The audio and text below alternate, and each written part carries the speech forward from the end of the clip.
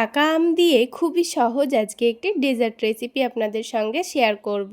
লাগবে না কোনো ক্রিম, লাগবে না কনডেন্স মিল্ক, শুধু পাকা আম দিয়ে যে এত রাজকীয় ক্রিমি একটি ডেজার্ট বানানো যায় তা না দেখলে বিশ্বাসই করবেন না। তাছাড়া মুখে দিলেই একদম মিলিয়ে যায়। আসসালামু আলাইকুম বন্ধুরা, কিচেন বাঙালিয়ানা চ্যানেলে আপনাদের সবাইকে স্বাগত জানাই। তো ডেজার্টটি বানানোর জন্য সবার প্রথমে একটা মিক্সিং জারের মধ্যে 1 কাপ পরিমাণ আমের পিস নিয়ে নিয়েছি। তার মধ্যে দিয়ে দেব 1/4 কাপ গুঁড়ো দুধ। এখানে আমি 10 টাকা দামের 1 প্যাকেট গুঁড়ো দুধ নিয়েছি। তার সাথে খুবই সামান্য পরিমাণ লবণ দিয়ে দিচ্ছি আর 1/4 কাপ দুধ দিয়ে দিচ্ছি। দুধটা আগে থেকে জাল করে নিয়ে ঠান্ডা করে নিয়েছিলাম। তো সব কিছু ভালো করে ব্লেন্ড করে নিয়েছি আর দেখুন একেবারে একটা স্মুথ পেস্ট হয়ে গেছে। এই রকম করেই ক্রিমের মতো করেই কিন্তু পেস্টটা তৈরি করতে হবে। বেশি করে দুধ দিয়ে কিন্তু পেস্টটা করা যাবে না, তা না হলে কিন্তু অনেকটাই পাতলা হয়ে যেতে পারে।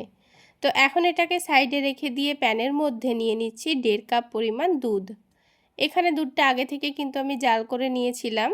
তারপর দুধের মধ্যে দিয়ে দিচ্ছি 1/4 কাপ চিনি। চিনির পরিমাণটা আপনারা আপনাদের পছন্দ মতো দিয়ে দেবেন। আর 1 টেবিল চামচ মতো দিয়ে দিচ্ছি কাস্টার্ড পাউডার। আমি এখানে ভ্যানিলা ফ্লেভার কাস্টার্ড পাউডারটা দিয়েছি। আর আপনাদের হাতের কাছে যদি কাস্টার্ড পাউডার না থাকে তো কাস্টার্ড পাউডারের পরিবর্তে আপনারা কর্নফ্লাওয়ারও দিতে পারেন। আর এই কাস্টার্ড পাউডারটা দুধে দেওয়ার সময় দুধটা কিন্তু অবশ্যই ঠান্ডা হতে হবে, তা না হলে কিন্তু মেশানো যাবে না। গরম দুধের মধ্যে কাস্টার্ড দেওয়া যাবে না, কাস্টার্ড দেওয়া মাত্রই কিন্তু দলা পেকে যেতে পারে। তাই ঠান্ডা দুধে দিয়ে ভালো করে মিশিয়ে নিয়েই কিন্তু গ্যাসটা অন করতে হবে।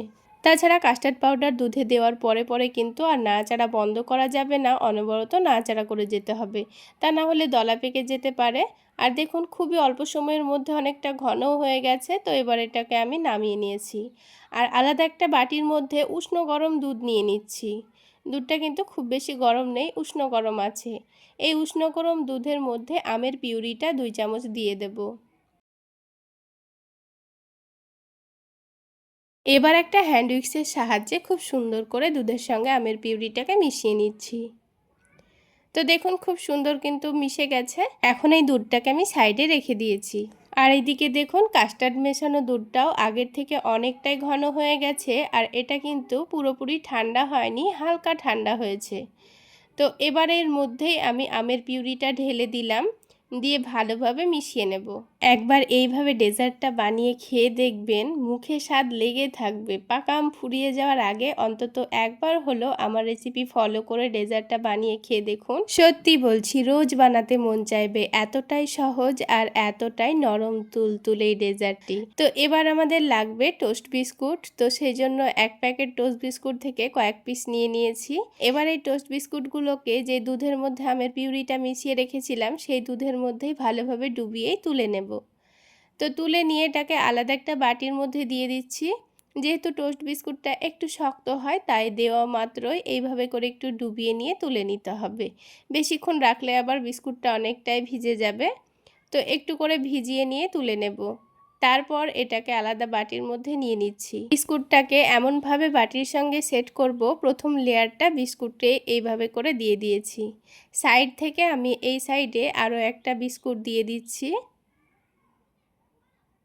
এবার যে আমের পিউরিটা আমি রেডি করে রেখেছি সেটাকেই দিয়ে দেব। এখানে কিন্তু কোনো রকম ক্রিম, কনডেন্স মিল্ক কিচ্ছু লাগবে না।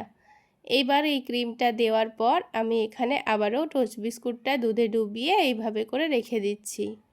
এটা ফ্রিজে রাখার পর কিন্তু খুব সুন্দরভাবে জমে যাবে।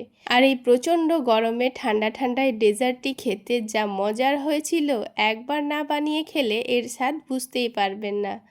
তো দেখুন ওপরেও আমি আমের পিউরিটা দিয়ে খুব সুন্দর করে লেয়ার করে দিয়েছি, দিয়ে একটা চামচ দিয়ে এটাকে খুব সুন্দর একটা শেপ দিয়ে দিচ্ছি।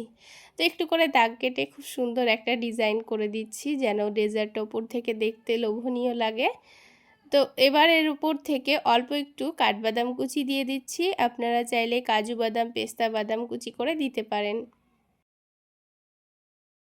এবার এই ডেজার্টটা আমি সারা রাতের জন্য ফ্রিজে রেখে দিয়েছিলাম। তো আমি ডেজার্টটা রাত্রে বানিয়েছি, দিয়ে এটাকে সারা রাতের জন্য রেখে দিয়েছিলাম। তো সকালবেলায় আমি ডেজার্টটা আপনাদের সঙ্গে শেয়ার করছি। দেখুন ডেজার্টটা কিন্তু অনেকটাই জমে গেছে আর দেখুন কতটা নরম তুলতুলে হয়েছে।